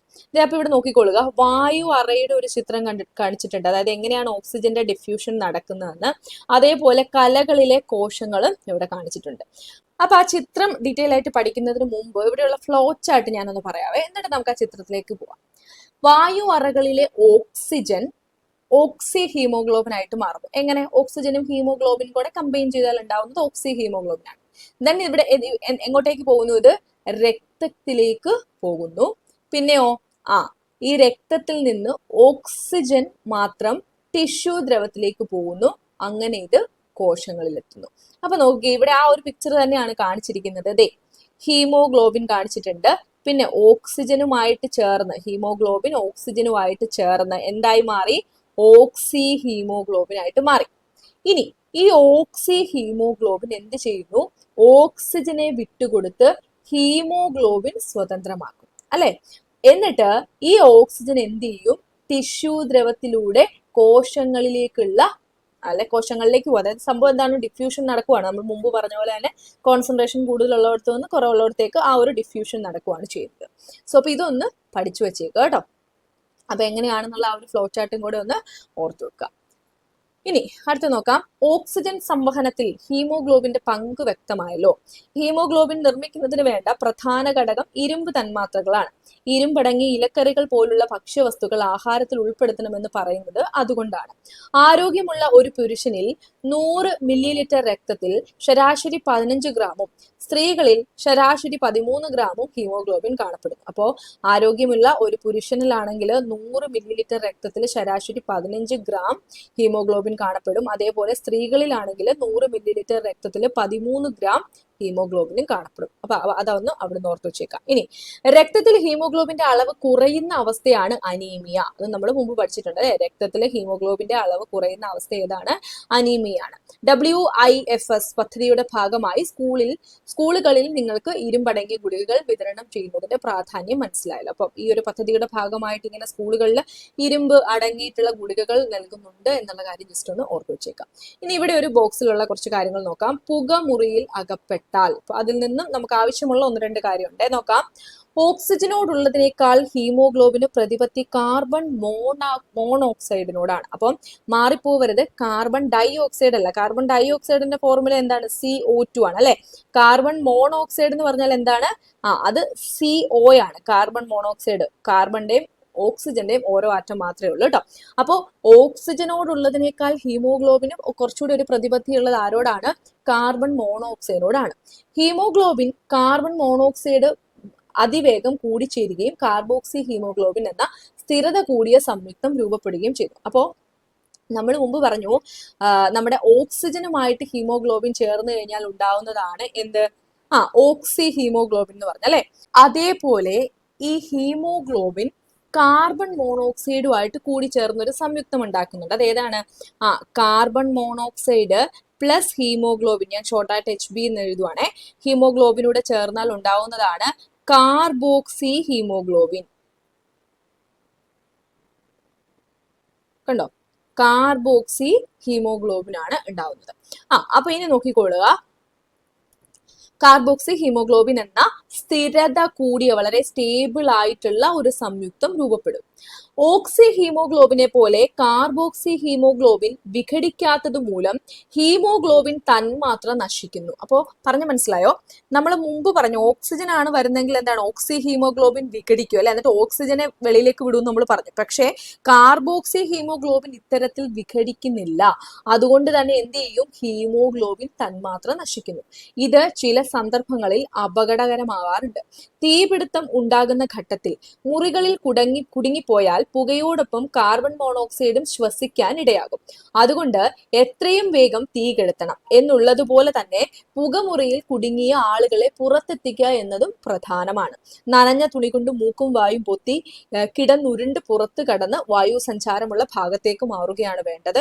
സ്വയം രക്ഷപ്പെടാൻ കഴിയാത്തവരെ രക്ഷാപ്രവർത്തകർക്കും ഇതേ രീതി ഉപയോഗിച്ച് രക്ഷിക്കാവുന്നതാണ്. അപ്പൊ എന്തുകൊണ്ടാണ് ഈ കാർബൺ മോണോക്സൈഡ് ഒരുപാട് ശ്വസിച്ചു കഴിഞ്ഞാൽ എന്തുണ്ടാവും? പ്രശ്നങ്ങൾ ഉണ്ടാവുന്നുണ്ട് അല്ലെ. കാര്യം ഹീമോഗ്ലോബിനെ നശിപ്പിക്കുകയാണ് ഇത് ചെയ്യുന്നത് നമ്മൾ പറഞ്ഞു. അപ്പൊ അതൊന്ന് അവിടെ ഒന്ന് ഓർത്തു വെച്ചേക്കാം. ഇനി അടുത്തത്, അപ്പൊ ഇങ്ങനെയൊക്കെ എന്താണ്, ഇപ്പൊ നമ്മുടെ ഓക്സിജനെയൊക്കെ എന്ത് ചെയ്തു? സംവഹനം ചെയ്തു നമ്മൾ പറഞ്ഞു. ഇനി എങ്ങനെയാണ് ഇതിൽ നിന്ന് ഊർജം സ്വതന്ത്രമാക്കുന്നത് നോക്കാം. കോശത്തിലെത്തുന്ന ഓക്സിജൻ എങ്ങനെയാണ് ഊർജോൽപാദനത്തിന് സഹായിക്കുന്നത്? ശരീരത്തിന് ഊർജം ലഭ്യമാക്കുന്ന പ്രധാന പോഷക ഘടകം ഏതാ? നമുക്കറിയാം, ഗ്ലൂക്കോസ് ആണ് അല്ലെ. ഗ്ലൂക്കോസ് ആണ്. കോശത്തിൽ വെച്ച് ഗ്ലൂക്കോസിൽ നിന്ന് ഊർജം സ്വതന്ത്രമാക്കുന്ന പ്രക്രിയയാണ് കോശ ശ്വസനം അഥവാ സെല്ലുലാർ റെസ്പിറേഷൻ എന്ന് വിളിക്കുന്നത്. അപ്പോൾ ഗ്ലൂക്കോസിൽ നിന്ന്, കോശത്തിൽ വെച്ച് ഗ്ലൂക്കോസിൽ നിന്ന് എനർജി റിലീസ് ചെയ്യുന്ന അല്ലെങ്കിൽ ഊർജം സ്വതന്ത്രമാക്കുന്ന ആ പ്രക്രിയയാണ് നമ്മൾ സെല്ലുലാർ റെസ്പിറേഷൻ, എന്താണ്? സെല്ലുലാർ റെസ്പിറേഷൻ എന്ന് വിളിക്കുന്നത്. ഇത് 2 ഘട്ടങ്ങളായിട്ടാണ് നടക്കുന്നത്. ഇതിന്റെ ഒന്നാമത്തെ ഘട്ടത്തിനെ നമ്മൾ ഗ്ലൈക്കോളിസിസ് എന്ന് വിളിക്കും. രണ്ടാമത്തെ ഘട്ടത്തിനെ നമ്മൾ ക്രെബ്സ് സൈക്കിൾ അല്ലെങ്കിൽ ക്രെബ്സ് പരിവൃത്തി എന്ന് വിളിക്കും. അപ്പോൾ എന്താണ് സെല്ലുലാർ റെസ്പിറേഷൻ എന്ന് മനസ്സിലായോ? അതായത് ഗ്ലൂക്കോസിൽ നിന്ന് ഊർജം സ്വതന്ത്രമാക്കുന്ന പ്രക്രിയയാണ്. ഇത് എവിടെ വെച്ചാണ് നടക്കുന്നത്? കോശത്തിൽ വെച്ചാണ് നടക്കുന്നത്. ഈ പ്രോസസ്സിനെയാണ് നമ്മൾ സെല്ലുലാർ റെസ്പിറേഷൻ എന്ന് വിളിക്കുന്നത്. ഇത് 2 സ്റ്റെപ്പിലാണ് നടക്കുന്നത്. ഫസ്റ്റ് സ്റ്റെപ്പ് ഗ്ലൈക്കോളിസിസ് ആണ്. സെക്കൻഡ് സ്റ്റെപ്പ് ക്രബ്സ് സൈക്കിൾ അഥവാ ക്രബ്സ് പരിവൃത്തിയാണ്. ഇനി ഇത് തമ്മിലുള്ള ഡിഫറൻസ് നോക്കണം, ഇമ്പോർട്ടന്റ് ആണ്, ഒരുപാട് തവണ ചോദിച്ചിട്ടുണ്ട് കേട്ടോ. അപ്പൊ ഗ്ലൈക്കോളിസിസ് ആദ്യം നോക്കാം. കോശ ശ്വസനത്തിലെ 1ാം ഘട്ടമാണ്, സെല്ലുലാർ റെസ്പിറേഷന്റെ 1ാം ഘട്ടമാണ് ഗ്ലൈക്കോളിസിസ്. ഗ്ലൂക്കോസിനെ പൈറൂവിക് ആസിഡ് ആക്കി മാറ്റുന്നു. അപ്പൊ ഗ്ലൂക്കോസിൽ നിന്നാണ് നമ്മൾ എനർജി റിലീസ് ചെയ്യാൻ പോകുന്നത് അല്ലെ. അപ്പൊ ഫസ്റ്റ് സ്റ്റെപ്പിൽ എന്താ സംഭവിക്കുന്നത്? സ്റ്റെപ്പ് 1 എന്ത് സംഭവിക്കുന്നു? ഗ്ലൂക്കോസിൽ നിന്ന് എന്തുണ്ടാവുന്നു? പൈറൂവിക് ആസിഡ് ഉണ്ടാവുന്നു. ഗ്ലൂക്കോസിൽ നിന്ന് പൈറൂവിക് ആസിഡ് ഉണ്ടാവുന്നല്ല, ഗ്ലൂക്കോസിനെ പൈറൂവിക് ആസിഡ് ആക്കി മാറ്റിയാണ് ഫസ്റ്റ് സ്റ്റെപ്പിൽ നടക്കുന്ന പ്രോസസ്സ്. അതുകൂടാതെ 2 ATP മോളിക്യൂൾസ്, അഡിനോസിൻ ട്രൈഫോസ്ഫേറ്റ് എന്ന് വിളിക്കും. അഡിനോസിൻ ട്രൈഫോസ്ഫേറ്റ്, ATP എന്ന് പറഞ്ഞാൽ എന്താണ്? എനർജി കറൻസി എന്നൊക്കെയാണ് കേട്ടോ അറിയപ്പെടുന്നത്. നമുക്ക് അതിനെപ്പറ്റി മറ്റൊരു ചാപ്റ്ററിൽ ഡീറ്റെയിൽ ആയിട്ട് പഠിക്കാനുണ്ട്. അപ്പൊ അതുകൊണ്ട് ഞാൻ ഇവിടെ കൂടുതൽ പറയുന്നില്ല കേട്ടോ. അപ്പോൾ എന്താണ്? ഗ്ലൈക്കോളിസിസിൽ ഗ്ലൂക്കോസിനെ പൈറൂവിക് ആസിഡ് ആക്കി മാറ്റുന്നു. പിന്നെന്താണ്? 2 ATP തന്മാത്രകൾ ലഭ്യമാകുന്നു. ഇത് നടക്കുന്നത് എവിടെ വെച്ചാണ്? കോശദ്രവ്യത്തിൽ അഥവാ സൈറ്റോപ്ലാസത്തിൽ വെച്ചാണ് എന്ത് നടക്കുന്നത്? ഗ്ലൈക്കോളിസിസ് നടക്കുന്നത്. സൈറ്റോപ്ലാസത്തിൽ വെച്ചാണ് ഗ്ലൈക്കോളിസിസ് നടക്കുന്നത്. പിന്നെയോ ഓക്സിജന്റെ ആവശ്യമില്ല, ആബ്സെൻസ് ഓഫ് ഓക്സിജന്റെ ആവശ്യമില്ല ഏത് പ്രോസസ്സിന്? ഗ്ലൈക്കോളിസിസ്. അപ്പോൾ ഗ്ലൈക്കോളിസിസ് എന്ന് പറഞ്ഞാൽ സെല്ലുലാർ റെസ്പിറേഷൻ അല്ലെങ്കിൽ കോശശ്വസനത്തിന്റെ 1ാം ഘട്ടമാണ്. ഇവിടെ എന്താ സംഭവിക്കുന്നത്? ഗ്ലൂക്കോസിനെ പൈറൂവിക് ആസിഡ് ആക്കി മാറ്റുന്നു. 2 ATP മോളിക്യൂൾ ലഭ്യമാകുന്നു. കോശദ്രവ്യത്തിൽ വെച്ചാണ് നടക്കുന്നത്. ഓക്സിജന്റെ ആവശ്യമില്ല. ഇനി രണ്ടാമത്തെ നോക്കിക്കൊള്ളുക, ക്രബ്സ് പരിവൃത്തി അഥവാ ക്രബ്സ് സൈക്കിള്. ഇതെന്താണ്? കോശശ്വസനത്തിന്റെ 2ാം ഘട്ടമാണ്. ക്രബ്സ് പരിവൃത്തി മൈറ്റോകോൺട്രിയയിൽ നടക്കുന്നു. മൈറ്റോകോൺട്രിയ എന്ന് പറഞ്ഞാൽ നമ്മൾ പറഞ്ഞിട്ടുണ്ടല്ലേ, നമ്മൾ കഴിഞ്ഞ ഒരു ചാപ്റ്ററിൽ സെൽ ഓർഗനൽസിനെ പറ്റി ഡീറ്റെയിൽ ആയിട്ട് പഠിച്ചിരുന്നു. മൈറ്റോകോൺട്രിയ, ഗോൾജി കോംപ്ലക്സ്, അതേപോലെ എൻഡോപ്ലാസ്മിക് റെറ്റിക്കുലം എന്നൊക്കെ പറഞ്ഞിട്ട്. അപ്പം അതിന്റെ എന്തൊക്കെയാണ് അതിന്റെ ഫീച്ചേഴ്സ് എന്നൊക്കെ നമ്മൾ അവിടെ പഠിച്ചിട്ടുണ്ട്. സോ ഈ ഒരു ക്രബ്സ് സൈക്കിൾ നടക്കുന്ന എവിടെ വെച്ചിട്ടാണ്? മൈറ്റോകോൺട്രിയയിൽ വെച്ചിട്ടാണ്. ഗ്ലൈക്കോളിസിസ് എവിടെ വെച്ചാണ് നടക്കുന്നത്? കോശദ്രവ്യത്തിൽ വെച്ചിട്ടാണ്. ഇനി ക്രബ്സ് പരിവൃത്തിയിൽ ബാക്കി കാര്യങ്ങൾ നോക്കിക്കോ. നിരവധി രാസമാറ്റങ്ങളിലൂടെ പൈറൂവിക് ആസിഡ് കാർബൺ ഡൈ ഓക്സൈഡും ജലവുമായി മാറ്റപ്പെടുന്നു. അപ്പോൾ ഫസ്റ്റ് സ്റ്റെപ്പ് കഴിഞ്ഞപ്പോൾ എന്താണ്? പൈറൂവിക് ആസിഡ് ഫോം ചെയ്തെന്ന് നമ്മൾ പറഞ്ഞല്ലേ. ഈ പൈറൂവിക് ആസിഡ് എന്തായിട്ട് മാറുന്നു? കാർബൺ ഡൈ ഓക്സൈഡും ജലവുമായിട്ട് മാറുന്നു. ഏത് പ്രോസസ്സിൽ? ക്രബ്സ് പരിവൃത്തി അല്ലെങ്കിൽ ആ ഒരു സെക്കൻഡ് ഘട്ടത്തിൽ. ഇതിനോടൊപ്പം 28 ATP തന്മാത്രകളും ലഭ്യമാകുന്നുണ്ട്. എത്രയാണ്? 28 ATP മോളിക്യൂൾസ് റിലീസ് ചെയ്യുന്നുണ്ട്. പിന്നെ ഈ പ്രവർത്തനത്തിന് ഓക്സിജൻ ആവശ്യമാണോ? ഏത് പ്രവർത്തനത്തിന്? ക്രബ്സ് പരിവൃത്തിക്ക് ഓക്സിജൻ ആവശ്യമാണോ എന്ന് ചോദിച്ചാൽ ഓക്സിജൻ ആവശ്യമാണ് കേട്ടോ. പ്രസൻസ് ഓഫ് ഓക്സിജന്റെ പ്രസൻസിലാണ് ഇത് നടക്കുന്നത്. സോ ഇത് എപ്പോഴും കമ്പയർ ചെയ്തൊന്ന് പഠിച്ചു വെച്ചേക്കുക, പരീക്ഷയിലും ചോദിക്കാം. ഇനി ഇപ്പൊ നമുക്ക് ഈ കോളം നോക്കാം. ഇത് നിങ്ങളിപ്പോ പഠിച്ച സ്ഥിതിക്ക് പെട്ടെന്ന് നിങ്ങൾക്ക് എന്താണ് ഓരോ സൂചകങ്ങൾ ഞാൻ പറയുമ്പോഴേ നിങ്ങളുടെ മനസ്സിലേക്ക് ആൻസർ വരും. അപ്പൊ ആദ്യത്തെ ഇതാണ് കോശശ്വസന ഘട്ടം നടക്കുന്ന ഭാഗം. ഗ്ലൈക്കോളിസിസ് എവിടെ വെച്ചാണ് നടക്കുന്നത്? നമ്മൾ പറഞ്ഞു കോശദ്രവ്യം. ക്രബ്സ് പരിവൃത്തി എവിടെ വെച്ചിട്ടാണ്? മൈറ്റോകോൺട്രിയ. ഇനി ഓക്സിജന്റെ ആവശ്യകതയെ പറ്റി പറഞ്ഞേ. ഗ്ലൈക്കോളിസിസിന് ഓക്സിജന്റെ ആവശ്യമില്ല. വേറെ ക്രബ്സ് പരിവൃത്തിയിൽ ഓക്സിജന്റെ ആവശ്യം വരുന്നുണ്ട്. എത്ര ATP തന്മാത്രകളാണ് ഗ്ലൈക്കോളിസിസ് ലഭ്യമാവുന്നത്? 2 എത്രയെണ്ണാണ്? ക്രബ്സ് പരിവൃത്തിയിൽ 28. അപ്പൊ ടോട്ടൽ എത്ര എണ്ണം ഉണ്ട്? 30 ഉണ്ടെന്നൊന്ന് ഓർത്തേക്ക് കേട്ടോ. ഇനി ഉൽപ്പന്നങ്ങൾ, ഗ്ലൈക്കോളിസിസ് എന്താ ചെയ്യുന്നത്? ഗ്ലൂക്കോസിനെ പൈറൂവിക് ആസിഡ് ആക്കി മാറ്റുമായിരുന്നു ചെയ്തത്. സോ ഉൽപ്പന്നം എന്താണ്? പൈറൂവിക് ആസിഡ് ആണ്. ക്രബ്സ് പരിവൃത്തിയിൽ എന്താ സംഭവിച്ചത്? പൈറൂവിക് ആസിഡ് കൺവേർട്ട് ചെയ്ത് കാർബൺ ഡൈ ഓക്സൈഡും ജലവുമായിട്ട് മാറി. സോ അവിടുത്തെ പ്രോഡക്ട്സ് എന്തായിരിക്കും? CO2 H2O ആയിരിക്കും. ഓക്കെ, ക്ലിയർ അല്ലേ അത്? അപ്പോൾ ഇനി ഇവിടെ ആ ഒരു സെല്ലുലാർ റെസ്പിറേഷന്റെ കംപ്ലീറ്റ് കെമിക്കൽ ഇക്വേഷൻ ഫില്ല് ചെയ്യാൻ പറഞ്ഞു കൊടുത്തിട്ടുണ്ട്. അതായത് പൈറൂവിക് ആസിഡും ഓക്സിജനും കൂടെ കമ്പൈൻ ചെയ്ത് അല്ലെങ്കിൽ കോശശ്വസനം വഴി എന്തൊക്കെയാണ് പ്രൊഡ്യൂസ് ചെയ്യുന്നത്? കാർബൺ ഡൈ ഓക്സൈഡ്, പിന്നെ H2O, 30 ATP. അപ്പൊ ഇവിടെ ആദ്യത്തെ സ്റ്റെപ്പിൽ ഓക്സിജൻ ഇല്ല, സെക്കൻഡ് സ്റ്റെപ്പിൽ ഓക്സിജൻ ഉണ്ട്. അപ്പൊ നമുക്ക് ടോട്ടൽ എഴുതുന്ന സമയത്ത് എന്താണ്? പൈറൂവിക് ആസിഡ് പ്ലസ് ഓക്സിജൻ എന്ന് എഴുതാം അല്ലെ. അപ്പൊ അതൊന്ന് ഓർത്ത് വെച്ചേക്കാം. ഇനി ഇവിടെ നമ്മളോട് മുമ്പ് നമ്മൾ പ്രകാശ സംശ്ലേഷണത്തിനെ പറ്റിയൊക്കെ ചില ചാപ്റ്റേഴ്സിലൊക്കെ പഠിച്ചിട്ടുണ്ടല്ലോ. ആദ്യത്തെ ആ ഒരു 6ാം ക്ലാസ്സിൽ 7ാം ക്ലാസ്സിലൊക്കെ വരുന്നത്. അപ്പം ആ ഒരു പ്രകാശ സംശ്ലേഷണവും ശ്വസനവും തമ്മിൽ കമ്പയർ ചെയ്തിട്ട് എന്തൊക്കെ കാര്യങ്ങളാണ് പറയാനുള്ളത് എന്ന് ചോദിച്ചിരിക്കുകയാണ്. അപ്പൊ അതുകൊണ്ട് നമുക്കൊന്ന് പഠിച്ചു പോവാം കേട്ടോ. അപ്പൊ ദേ നോക്കിക്കൊള്ളുക, പ്രകാശ സംശ്ലേഷണത്തിനെ പറ്റി പറയുന്ന കാര്യങ്ങൾ. പ്രകാശ സംശ്ലേഷണം എന്ന് പറയുന്നത് എന്താണ്? ഉപചയമാണ്. അതായത് എന്താണ്? ഒരു നിർമ്മാണ പ്രവർത്തനമാണ് പ്രകാശ സംശ്ലേഷണം. എന്നാൽ നമ്മുടെ ശ്വസനം എന്താണ്? ഒരു അപചയ പ്രവർത്തനമാണ്, അല്ലെ? അത് വിഘടന പ്രവർത്തനമാണ്. അതായത് ഈ പ്രകാശ സംശ്ലേഷണം എന്ന് പറഞ്ഞാൽ എന്താണ്? ഇലകളിൽ വെച്ച് പ്ലാന്റ്സ് ഫുഡ് പ്രിപ്പയർ ചെയ്യുന്ന ഒരു പ്രോസസ്സാണ്, അല്ലെ? ഇനി ഇവിടെ എന്താ സംഭവിക്കുന്നത്? പ്രകാശോർജം അഥവാ ലൈറ്റ് എനർജി രാസോർജമായിട്ട് മാറുവാണ്. അങ്ങനെയാണ് അവിടെ സംഭരിക്കപ്പെടുന്നത്. എന്നാൽ ശ്വസനം എന്ന് പറഞ്ഞാൽ ആഹാരത്തിലുള്ള ഊർജം സ്വതന്ത്രമാക്കുന്ന പ്രവർത്തനമാണ്. ഇനി പ്രകാശ സംശ്ലേഷണത്തിന്റെ പ്രോഡക്ട്സ് എന്തൊക്കെയാണ് അവിടെ ഉപയോഗപ്പെടുത്തുന്നത്? കാർബൺ ഡൈ ഓക്സൈഡിനെ, ജലത്തിനെയാണ്. പിന്നെ സൺലൈറ്റിന്റെ പ്രസൻസ് ഉണ്ട് കേട്ടോ. പിന്നെ പുറന്തള്ളുന്നതാണെങ്കിൽ ഓക്സിജൻ ആണ്. ശ്വസനത്തിലും കാർബൺ ഡൈ ഓക്സൈഡും ജലവും പുറത്തു വിടുകയാണ് ചെയ്യുന്നത്, ഓക്സിജനെയാണ് ഉപയോഗപ്പെടുത്തുന്നത്. നേരെ ഓപ്പോസിറ്റ് ആണ് സംഭവിക്കുന്നത്. ഇനി ഹരിതകണത്തിലെ ഗ്രാനയില് പ്രകാശഘട്ടവും സ്ട്രോമയിൽ ഇരുണ്ട ഘട്ടവും നടക്കുന്നത്. ഇതൊക്കെ നമ്മൾ ആ ഒരു പ്രീവിയസ് ആയിട്ടുള്ള ചാപ്റ്ററിൽ പഠിച്ചിട്ടുണ്ട് കേട്ടോ. ഹരിതകണത്തിലെ ഗ്രാനയില് പ്രകാശഘട്ടം ലൈറ്റ് ഫേസും സ്ട്രോമയിൽ ഡാർക്ക് ഫേസും ആണ് നടക്കുന്നത്. ഇനി ശ്വസനം എന്ന് പറയുന്നത് ഗ്ലൈക്കോളിസിസും പിന്നെ എന്താണ്? ക്രബ്സ് പരിവൃത്തിയും ഉണ്ട്.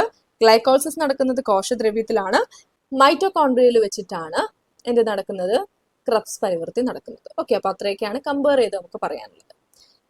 ഇനി അടുത്തത് കാർബൺ ഡൈ ഓക്സൈഡ് പുറത്തേക്ക്. അപ്പൊ നമ്മൾ ഓക്സിജനെ എന്താണ് ശരീരത്തിന് ആവശ്യമുണ്ട്, അല്ലെ? കാർബൺ ഡൈ ഓക്സൈഡ് എങ്ങനെയാണ് ഈ ഒരു ശ്വസനത്തിന്റെ ഫലമായിട്ട് പുറത്തേക്ക് വിടുന്നതെന്ന് നോക്കാം. ശ്വസന ഫലമായി കോശങ്ങളിൽ കാർബൺ ഡൈ ഓക്സൈഡും ജലവും രൂപപ്പെടുന്നുണ്ടല്ലോ, നമ്മൾ കണ്ടു അല്ലെ? ആ ഒരു പ്രോസസ്സിൽ CO2 പ്ലസ് H2O ഉണ്ടാവുന്നുണ്ടെന്ന്.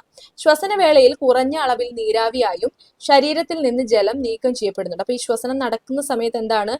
വേപ്പറായിട്ട്, അതായത് നീരാവിയായിട്ട് ജലം കുറച്ചൊക്കെ നീക്കം ചെയ്യപ്പെടുന്നുണ്ട്. എന്നാൽ കോശ ശ്വസനത്തിന്റെ പ്രധാന ഉപോൽപ്പന്നമായ കാർബൺ ഡൈ ഓക്സൈഡ് കോശങ്ങളിൽ നിന്ന് എങ്ങനെയാണ് നീക്കം ചെയ്യപ്പെടുന്നത്? അപ്പൊ അതിനെ പറ്റിയുള്ള കാര്യങ്ങളാണ് താഴെ കൊടുത്തിട്ടുള്ളത്. കണ്ടോ, നോക്കാം. ഈ ഒരു കാർബൺ ഡൈ ഓക്സൈഡിന്റെ പുറന്തള്ളല് 7% പ്ലാസ്മയിലെ ജലത്തിൽ ലയിച്ച് പുറന്തള്ളപ്പെടുന്നുണ്ട്. ദെൻ 23% ഹീമോഗ്ലോബിനുമായി ചേർന്ന് കാർബമിനോ ഹീമോഗ്ലോബിന്റെ രൂപത്തില്. പിന്നെ 70% അരുണ രക്താണുവിലെ ജലവുമായി പ്രവർത്തിച്ച് ബൈകാർബണേറ്റുകളുടെ രൂപത്തില്. അപ്പൊ എന്തൊക്കെയാ പറഞ്ഞത്? 7% പ്ലാസ്മയിലെ ജലത്തിൽ ലയിക്കുന്നു. പിന്നെ 23% ജലം ഹീമോഗ്ലോബിനുമായി ചേർന്ന് കാർബമിനോ ഹീമോഗ്ലോബിനായി മാറുന്നു. പിന്നെയോ ബാക്കി 70% അരുണ രക്താണുവിലെ ജലവുമായി പ്രവർത്തിച്ച് ബൈകാർബണേറ്റുകളുടെ രൂപത്തിലേക്ക് മാറും. അടുത്ത നോക്കാം. ശ്വാസകോശത്തിൽ വെച്ച് കാർബമിനും ഹീമോഗ്ലോബിനും ബൈകാർബണേറ്റും വിഘടിച്ച് കാർബൺ ഡൈ ഓക്സൈഡ് സ്വതന്ത്രമാവുകയാണ് ചെയ്യുന്നത്. അപ്പൊ ശ്വാസകോശത്തിൽ വെച്ച് കാർബമിനും ഹീമോഗ്ലോബിനും അതേപോലെ ബൈകാർബണേറ്റുകളും വിഘടിച്ച് എന്താവുന്നു? കാർബൺ ഡൈ ഓക്സൈഡ് സ്വതന്ത്രമാവുകയാണ് ചെയ്യുന്നത്. ഓക്കെ, അപ്പൊ അത്രയാണ് അവിടെ നോക്കാനുള്ളത്. ഇനി കാർബൺ ഡൈ ഓക്സൈഡ് അധികമായാൽ എന്തെങ്കിലും പ്രശ്നമുണ്ടോ? അധികമായാലും പ്രശ്നമുണ്ട്, അല്ലെ? നോക്കാം. കോശങ്ങളിൽ വൈവിധ്യമാർന്ന ജീവൽ പ്രവർത്തനങ്ങൾ നടക്കുന്നു. അതിലൊന്നാണ് കോശശ്വസനം. കോശശ്വസനത്തിന്റെ ഫലമായി കാർബൺ ഡൈ ഓക്സൈഡ്, ജലം തുടങ്ങിയ ഉൽപ്പന്നങ്ങൾ രൂപപ്പെടുന്നു. ഈ ഉൽപ്പന്നങ്ങൾ നിശ്ചിത അളവിനേക്കാൾ കൂടുതൽ ശരീര സുസ്ഥിതിക്ക് ഹാനികരമാണ്. കാർബൺ ഡൈ ഓക്സൈഡ് കോശത്തിനകത്തും പുറത്തുമുള്ള ജലവുമായി പ്രവർത്തിച്ച് കാർബോണിക് ആസിഡ് ആവും. കാർബൺ ഡൈ ഓക്സൈഡ് കോശത്തിനകത്തും അതേപോലെ പുറത്തുമൊക്കെയുള്ള ജലവുമായി പ്രവർത്തിച്ചാൽ എന്തായി മാറും? കാർബോണിക് ആസിഡ് ആകും. കാർബോണിക് ആസിഡിന്റെ അളവ് ഉയരുന്നത് ശരീരത്തിലെ അസിഡിറ്റി ഉയർത്തും. തന്മൂലം ആന്തര പരിസ്ഥിതിയിൽ മാറ്റമുണ്ടാകും. ആന്തര പരിസ്ഥിതിയിൽ മാറ്റമുണ്ടാകുന്ന വസ്തുക്കളെ യഥാസമയം നീക്കം ചെയ്യേണ്ടതുണ്ട്. ഇതും ആന്തര സമസ്ഥിതി പാലനത്തിന്റെ ഭാഗമാണ്. ഓക്കെ, അപ്പൊ കാർബൺ ഡൈ ഓക്സൈഡ് അധികമായാലും എന്താണ്? പ്രശ്നങ്ങൾ സൃഷ്ടിക്കപ്പെടുന്നുണ്ട്. ഓക്കെ, ഇനി വായുവില്ലാതെയും ശ്വസനം നടക്കാം. അപ്പൊ അതിനെ പറ്റിയാണ് ഇത് ഇവിടെ പറഞ്ഞിരിക്കുന്നത്. നോക്കിക്കേ, അതായത് ഗ്ലൂക്കോസ് പൈറൂവിക് ആസിഡ് ആയിട്ട് മാറും. 2 ATP മോളിക്യൂൾ റിലീസ് ചെയ്യും. നമ്മൾ പറഞ്ഞു ആ ഒരു പ്രവർത്തനം നടക്കുമ്പോൾ എന്താണ്? ഓക്സിജന്റെ ആവശ്യമൊന്നുമില്ല എന്ന് നമ്മൾ പറഞ്ഞായിരുന്നു, അല്ലെ? ഇനി ഈ പൈറൂവിക് ആസിഡിനെ ബാക്ടീരിയ ലാക്ടിക് ആസിഡ് ആയിട്ട് മാറ്റും. ഇതിനെ ലാക്ടിക് ആസിഡ് ഫെർമെന്റേഷൻ എന്ന് വിളിക്കും. അതേപോലെ ഈ പൈറൂവിക് ആസിഡിനെ yeast alcohol plus carbon dioxide ആക്കി മാറ്റും. ഇതിനെ ആൽക്കഹോൾ ഫെർമെന്റേഷൻ എന്ന് പറയും. വിളിക്കും. അപ്പോൾ ഇവിടെ എന്താണ് വായു അല്ലെങ്കിൽ എന്താണ് ഓക്സിജന്റെ ആവശ്യം വരുന്നേ ഇല്ല. അതായത് ബാക്ടീരിയ, ഈസ്റ്റ് ഇത്തരത്തിലുള്ള ജീവികളൊക്കെ എന്താണ് ഓക്സിജന്റെ അഭാവത്തിലും ഇവർക്ക് ജീവിക്കാൻ കഴിയുന്നതാണ്. ഓക്കെ, അപ്പൊ അവർക്കുള്ള ഊർജ്ജം ലഭ്യമാകുന്ന ആ ഒരു രീതിയാണ് ഈ ഫ്ലോ ചാർട്ടിൽ കാണിച്ചിട്ടുള്ളത്. അപ്പൊ നമ്മൾ മുമ്പ് പറഞ്ഞ പോലെ ഗ്ലൂക്കോസ് പൈറുവിക് ആസിഡ് ആയിട്ട് മാറുന്നു, 2 ATP മോളിക്യൂൾസ് റിലീസ് ചെയ്യുന്നു. പക്ഷെ അല്ലാതെ ഓക്സിജൻ യൂസ് ചെയ്താണ് ക്രബ് സൈക്കിൾ പിന്നീട് നടക്കുന്നത്. പക്ഷെ എന്നാൽ ബാക്ടീരിയ, ഈസ്റ്റ് പോലുള്ള ജീവികളിൽ എന്താണ് ഓക്സിജന്റെ അഭാവത്തിലും ഇവർക്ക് എന്താണ് ഈ ഒരു എനർജി റിലീസ് ചെയ്യാൻ കഴിയുന്നതാണ്. ഓക്കെ, അപ്പൊ അതെങ്ങനെയാണ് നമ്മൾ പറഞ്ഞു. ബാക്ടീരിയ ആണെങ്കിൽ ലാക്ടിക് ആസിഡ് ഫെർമെന്റേഷൻ നടത്തുന്നത്, ലാക്ടിക് ആസിഡ് ആയിട്ട് കൺവേർട്ട് ചെയ്യപ്പെടും പൈറുവിക് ആസിഡിനെ. ദെൻ ഈസ്റ്റിലാണെങ്കിൽ pyruvic acid converted to alcohol plus carbon dioxide, അതിനെ നമ്മൾ ആൽക്കഹോൾ ഫെർമെന്റേഷൻ എന്ന് പറയും. ഇതൊക്കെ നമ്മുടെ നിത്യജീവിതത്തിൽ എന്താണ് നമ്മൾ സ്ഥിരം ഉപയോഗിക്കുന്ന കാര്യങ്ങളാണ് അല്ലെ. അപ്പൊ ആൽക്കഹോൾ പ്ലസ് CO2 ഫോം ചെയ്യുന്നതിന് ഒരു എക്സാമ്പിൾ ആണ് മാവ് പുളിച്ച് മാർദ്ധവമുള്ളതാകുന്നു. അതായത് എന്താണ് കാർബോഹൈഡ്രേറ്റ് കൺവേർട്ടഡ് ടു ഈ പറഞ്ഞ ആൽക്കഹോൾ CO2 ഒക്കെ ആയിട്ട് മാറുന്നു. പിന്നെ അതേപോലെ പാല് തൈരാവുന്നത് അല്ലെ ലാക്ടോബാസില്ലസ് ബാക്ടീരിയ ആണ്. ഓക്കെ, അപ്പൊ അത് ഒന്ന് ഓർത്തു വെച്ചേക്കുക. അവായു ശ്വസനം എന്നാണ് ഇതിനെ വിളിക്കുന്നത്. ഇനി നമുക്കിവിടെ ഈ ഒരു പോയിന്റ് കൂടെ വേണം. അതായത് ചില പ്രത്യേക സന്ദർഭങ്ങളിലും മനുഷ്യരിലും അവായു ശ്വസനം നടക്കാറുണ്ട്. അപ്പൊ അവായു ശ്വസനം മനുഷ്യരിൽ നടക്കാറേ ഇല്ല എന്നൊക്കെയുള്ള ഒരു സ്റ്റേറ്റ്മെന്റ് തന്നാൽ ഓർത്തു വെച്ചേക്കുക. ചില പ്രത്യേക സന്ദർഭങ്ങളിൽ എന്താണ് മനുഷ്യരിലും ഇത്തരത്തിൽ അവായു ശ്വസനം നടക്കാറുണ്ട്. കഠിനാധ്വാനത്തിൽ ഏർപ്പെടുമ്പോൾ പേശി കോശങ്ങളിലെ ഊർജ്ജ ഉപയോഗം വർദ്ധിക്കുകയും ഓക്സിജന്റെ അളവ് തീരെ കുറയുകയും ചെയ്യുന്നു. ഈ സന്ദർഭത്തിൽ പേശി കോശങ്ങൾ ഊർജ്ജം ഉൽപ്പാദിപ്പിക്കുന്നത് അവായു ശ്വസനം വഴിയാണ്. ഇതിന്റെ ഫലമായി പേശി കോശങ്ങളിൽ ലാക്ടിക് ആസിഡ് രൂപപ്പെടും. അപ്പൊ അതൊന്ന് ഓർത്ത് വെച്ചേക്കുക. എപ്പോഴാണ് മനുഷ്യരിൽ അവായു ശ്വസനം നടക്കുന്നത്? അതായത് എന്തെങ്കിലും വലിയൊരു കഠിനാധ്വാനത്തിൽ നമ്മൾ ഏർപ്പെടുന്ന സമയത്ത് പേശി കോശങ്ങളിൽ ഊർജ്ജോപയോഗം എന്ത് ചെയ്യും? വളരെ വർദ്ധിക്കും. അപ്പോൾ ഓക്സിജന്റെ അളവ് എന്ത് ചെയ്യും? പെട്ടെന്ന് കുറയും. സോ ഈ ഒരു സന്ദർഭത്തിൽ പേശി കോശങ്ങൾ ഊർജ്ജം ഉൽപ്പാദിപ്പിക്കുന്നത് എന്ത് വഴിയായിരിക്കും? ഈ അവായു ശ്വസനം വഴിയാണ്. അതിന്റെ ഫലമായിട്ട് എന്താണ് പേശി കോശങ്ങളിൽ നമ്മൾ ഓൾറെഡി പറഞ്ഞു ലാക്ടിക് ആസിഡ് രൂപപ്പെടും എന്ന് പറഞ്ഞു അല്ലെ. അപ്പൊ അതുകൊണ്ട് തന്നെ പേശി കോശങ്ങളിൽ ലാക്ടിക് ആസിഡ് രൂപപ്പെടും. ഇനി അടുത്തത് ശ്വസന വ്യവസ്ഥയെ തകർക്കരുത് എന്ന് പറഞ്ഞിട്ട് ഈ ഒരു എന്താണ് ശ്വാസകോശത്തിന് ഉണ്ടാവുന്ന കുറച്ച് അസുഖങ്ങളെ പറ്റിയാണ് പറഞ്ഞിട്ടുള്ളത്. ഒന്ന് ശ്വാസകോശാർബുദം, പിന്നെ അടുത്തത് എംഫസീമ, ബ്രോങ്കൈറ്റിസ്. അപ്പം ശ്വാസകോശാർബുദം, എംഫസീമ, ബ്രോങ്കൈറ്റിസ് ഇതൊക്കെ എന്താണ് ശ്വാസകോശത്തിന് ഉണ്ടാവുന്ന അസുഖങ്ങളാണ്. ഇതിനെപ്പറ്റി 2024 ഒരുപാട് പരീക്ഷകൾ ചോദിച്ചിട്ടുണ്ട്. ഇന്ന് നടന്ന ഞാൻ മുമ്പ് മെൻഷൻ ചെയ്ത ആ ഒരു LGS 4th സ്റ്റേജിലും ഇതിൽ നിന്നൊരു ക്വസ്റ്റൻ ഉണ്ട്. അപ്പൊ അത് ഞാൻ കാണിക്കാവേ. ആദ്യം നമുക്കിത് പഠിക്കാം. ശ്വാസകോശാർബുദം അഥവാ ലങ് ക്യാൻസർ എന്ന് പറയുന്നത് എന്താണ്? പുകയിലയിൽ അടങ്ങിയിരിക്കുന്ന അർബുദകാരികൾ ശ്വാസാർബുദത്തിന് കാരണമാവുന്നു. അപ്പം ആ ഒരു പുകയിലയുടെ ഒക്കെ ഉപയോഗം മൂലമാണ് ഇത്തരത്തിലുള്ള ഒരു ക്യാൻസറിലേക്ക് നയിക്കുന്നത്. പിന്നെ അടുത്തതാണ് എംഫസീമ. ഈ എംഫസീമയും അതേപോലെ ബ്രോങ്കൈറ്റിസും എപ്പോഴും ചോദിക്കാറുണ്ട് കേട്ടോ. എംഫസീമ എന്ന് പറയുന്നത് പുകയിലയിലെ വിഷപദാർത്ഥങ്ങൾ വായു അറകളുടെ ഇലാസ്തികത നഷ്ടപ്പെടുന്നതും മൂലം അവ പൊട്ടുന്നു. ഇത് ശ്വസന പ്രതല വിസ്തീർണം കുറയ്ക്കുന്നതിനും വൈറ്റൽ കപ്പാസിറ്റി കുറയുന്നതിനും കാരണമാവുന്നു. നമ്മൾ പറഞ്ഞു ആ പ്രതല വിസ്തീർണത്തിനെ പറ്റിയൊക്കെ നമ്മൾ ഓൾറെഡി മെൻഷൻ ചെയ്തു. പിന്നെ വൈറ്റൽ കപ്പാസിറ്റിനെ പറ്റിയാണ് നമ്മൾ പഠിക്കാനുള്ളത്. നമ്മളിപ്പോൾ മുന്നോട്ട് പഠിക്കും കേട്ടോ. അപ്പൊ എംഫസീമ എന്ന് പറഞ്ഞാൽ എന്താണ്? ഈ പുകയിലയുടെയൊക്കെ ഉപയോഗം മൂലം അതിലുള്ള വിഷപദാർത്ഥങ്ങൾ വായു അറകളിൽ ചെന്നിട്ട് അതിന്റെ ആ ഒരു ഇലാസ്റ്റിസിറ്റി നഷ്ടപ്പെടുത്തും. ഈ നഷ്ടപ്പെടുത്തുന്നത് മൂലം എന്താണ്? വായു അറകൾ പൊട്ടാൻ വരെ ഇടയാവും. ഇതെന്താണ്? ശ്വസന പ്രതല വിസ്തീർണം കുറയ്ക്കുന്നു. അങ്ങനെ നമ്മുടെ വൈറ്റൽ കപ്പാസിറ്റി കുറയാനും എംഫസീമ എന്ന ഒരു രോഗത്തിലേക്ക് നയിക്കാനൊക്കെ ഇത് കാരണമാവും. അടുത്താണ് ബ്രോങ്കൈറ്റിസ്. പുകയിലയിലെ ടാറ്, കാർബൺ മോണോക്സൈഡ് തുടങ്ങിയ വായു അറകളിൽ ശ്ലേഷ്മം അടിഞ്ഞുകൂടുന്നതിനും രോഗാണുക്കൾ പെരുകി ശ്വാസകോശത്തിന് വീക്കം ഉണ്ടാക്കുന്നതിനും കാരണമാവുന്നു. സോ ബ്രോങ്കൈറ്റിസ് എന്ന് പറഞ്ഞാൽ എന്താണ്? ശ്വാസകോശ വീക്കമാണെന്ന് പറയും. ഓക്കെ, അപ്പോ ഇതൊക്കെ എന്ത് മൂലമാണ് ഉണ്ടാകുന്നത്? പുകവലി അതുപോലെയുള്ള ശ്വാസകോശത്തിന് പ്രശ്നങ്ങൾ ഉണ്ടാക്കുന്നതിന്റെ ഉപയോഗം മൂലമാണ്. അപ്പോ ഇതുമായിട്ട് ബന്ധപ്പെട്ട് ചോദിച്ച ക്വസ്റ്റ്യൻ ഞാൻ കാണിക്കാവേ. 174/2024 ഇന്ന് നടന്ന LGS സ്റ്റേജ് 4 ചോദിച്ച ക്വസ്റ്റ്യൻ ആണ്. എംഫസീമ രോഗം ബാധിക്കുന്ന അവയവം ഏതാണ്? നമ്മളിപ്പോ പഠിച്ചു. കറക്റ്റ് ആൻസർ വരുന്നത് ഓപ്ഷൻ C ആണ്, ശ്വാസകോശമാണ്. സോ വളരെ ഇമ്പോർട്ടന്റ് ആണ് ഈ ചാപ്റ്റർ. അപ്പോൾ കൃത്യമായിട്ട് ഓർത്തു വെച്ചേക്കുക കേട്ടോ. ഇനി നമുക്കിവിടെ നോക്കേണ്ടത് ഇവിടെ മുതലാണ് വൈറ്റൽ കപ്പാസിറ്റി. അപ്പൊ ശ്വസന വ്യവസ്ഥയെ സംരക്ഷിക്കുന്നതോടൊപ്പം അതിന്റെ ശേഷി വർദ്ധിപ്പിക്കാൻ ശ്രമിക്കേണ്ടതാണ്. ഒരു സാധാരണ ഉച്ഛ്വാസത്തിലൂടെ ഉള്ളിലേക്ക് എടുക്കുകയോ നിശ്വാസത്തിലൂടെ പുറന്തള്ളുകയോ ചെയ്യുന്ന വായുവിന്റെ അളവാണ് ടൈഡൽ വോളിയം. ഇത് ഏകദേശം 1/2 ലിറ്റർ വരും. അപ്പോ ഓർത്തു വെക്കുക, ടൈഡൽ വോളിയം എന്ന് പറഞ്ഞാൽ എന്താണ്? സോ ടൈഡൽ വോളിയം എന്ന് പറഞ്ഞാൽ എന്താണ്? ഒരു സാധാരണ ഒരു നോർമൽ ലെവലിലുള്ള ഉച്ഛ്വാസത്തിലൂടെ ഉള്ളിലേക്ക് എടുക്കുകയോ നിശ്വാസത്തിലൂടെ പുറത്തേക്ക് വിടുകയോ ചെയ്യുന്ന വായുവിന്റെ അളവിനെയാണ് നമ്മൾ ടൈഡൽ വോളിയം എന്ന് പറയുന്നത്. ഓക്കെ, അപ്പോൾ ഇമ്പോർട്ടൻ്റ് ആണ്, ഓർത്ത് വെക്കുക. ഇനി അടുത്തത് വൈറ്റൽ കപ്പാസിറ്റി. വൈറ്റൽ കപ്പാസിറ്റി എന്ന് പറഞ്ഞാൽ നമ്മൾ ഗാഢമായിട്ടുള്ള ഉച്ഛ്വാസത്തിന് ശേഷം, അതായത് ഒരു ഫോഴ്സ്ഫുള്ളി നമ്മളൊന്ന് ശ്വസിക്കുകയല്ലേ, ആ സമയത്തുള്ള ഗാഢമായ ഉച്ഛ്വാസത്തിന് ശേഷം ശക്തിയായി നിശ്വസിക്കുമ്പോൾ പുറത്തു പോകുന്ന പരമാവധി വായുവിൻ്റെ അളവിനെയാണ് നമ്മൾ വൈറ്റൽ കപ്പാസിറ്റി എന്ന് വിളിക്കുന്നത്. ഈ രണ്ട് ടേമുകൾ, ഇപ്പം നമ്മൾ പഠിച്ച രണ്ട് ടേമുകളും ഇമ്പോർട്ടൻ്റ് ആണ്. ഇനി വൈറ്റൽ കപ്പാസിറ്റി ശ്വസന പ്രവർത്തനങ്ങളുടെയും ഔരസാശ്യ പേശികളുടെയും കരുത്തിൻ്റെയും സൂചകമായി കരുതുന്നു. ആരോഗ്യമുള്ള പുരുഷന്മാരിൽ വൈറ്റൽ കപ്പാസിറ്റി ഏകദേശം 4.5 ലിറ്ററും സ്ത്രീകളിൽ ഇത് 3 ലിറ്ററുമായിരിക്കും. അപ്പോൾ ഒരു ഹെൽത്തി അഡൽറ്റിൽ, അതിൽ പുരുഷന്മാരാണെങ്കിൽ 4.5 ലിറ്റർ ആയിരിക്കും വൈറ്റൽ കപ്പാസിറ്റിയുടെ അളവ്, പിന്നെ സ്ത്രീകളാണെങ്കിലോ 3 ലിറ്ററുമായിരിക്കും. സോ എന്താണ് ടൈഡൽ വോളിയം എന്നും എന്താണ് വൈറ്റൽ കപ്പാസിറ്റി എന്നും ഓർത്തിരിക്കുക. ഓക്കെ, അപ്പോൾ ഇനി വൈറ്റൽ കപ്പാസിറ്റി അളക്കാനുള്ള ഒരു എക്സ്പെരിമെൻ്റ് ഒക്കെ ഇവിടെ പറയുന്നുണ്ട്, അത് ആവശ്യമില്ല കേട്ടോ. ഇനി നമുക്ക് അടുത്ത ശ്വസനം മറ്റ് ജീവികൾ എന്ന് പറഞ്ഞിട്ട് ഒരു ടോപ്പിക്ക് തന്നിട്ടുണ്ട്. നമ്മൾ ഓൾറെഡി 2 ചാപ്റ്ററിൽ ഓരോന്ന് അമീബ, മത്സ്യം, ഷഡ്പദങ്ങൾ എങ്ങനെയാണ് ശ്വസിക്കുന്നതെന്നും അതിൻ്റെ ശ്വസന അവയൊക്കെ നമ്മൾ പഠിച്ചിട്ടുണ്ട് കേട്ടോ. അപ്പോൾ അതുകൊണ്ട് ഞാനിവിടെ അത് പറയുന്നില്ല. നിങ്ങൾ ഓൾറെഡി നമ്മുടെ ഈ ഒരു കോഴ്സ് ഫോളോ ചെയ്യുന്നവരാണെങ്കിൽ നിങ്ങൾ അതെന്തായാലും പഠിച്ചിട്ടുണ്ടായിരിക്കും. ഇനി അടുത്തതാണ് സസ്യങ്ങൾ ശ്വസിക്കുന്നുണ്ടോ. സസ്യങ്ങളുടെ ശ്വസനമാണ് അടുത്തായിട്ട് നോക്കാൻ പോകുന്നത്. താരതമ്യേന ഊർജത്തിൻ്റെ ആവശ്യം കുറവാണെങ്കിലും സസ്യങ്ങളും ഊർജത്തിനായി ഗ്ലൂക്കോസിനെ വിഘടിപ്പിക്കുന്നുണ്ട്. അപ്പോൾ സസ്യങ്ങളും എന്താണ്, ഊർജത്തിന് വേണ്ടിയിട്ട് ഗ്ലൂക്കോസിനെ വിഘടിപ്പിക്കുന്നുണ്ട് എന്ന് ഓർത്തു വച്ചേക്കുക. ഇതിനാവശ്യമായ ഓക്സിജൻ അന്തരീക്ഷ വായുവിൽ നിന്ന് തന്നെയാണ് സസ്യങ്ങളും ആഗിരണം ചെയ്യുന്നത്. അപ്പോൾ ഇതിന് വിഘടിപ്പിക്കാൻ ആവശ്യമായുള്ള ഓക്സിജൻ എവിടെ നിന്നാണ്? അന്തരീക്ഷ വായുവിൽ നിന്ന് തന്നെയാണ് സസ്യങ്ങൾ ആഗിരണം ചെയ്തെടുക്കുന്നത്. ശ്വസനവാതകങ്ങളുടെ വിനിമയത്തിന് സസ്യങ്ങളിൽ വിവിധ തരത്തിലുള്ള സംവിധാനങ്ങളുണ്ട്. ഇലകളിലും പച്ച നിറമുള്ള ഇളം കാണ്ഡങ്ങളിലും കാണപ്പെടുന്ന ആസ്യരന്ധ്രങ്ങളെക്കുറിച്ച്, സ്റ്റൊമാറ്റ നമ്മൾ മുമ്പ് പഠിച്ചിട്ടുള്ളതാണ് അല്ലേ.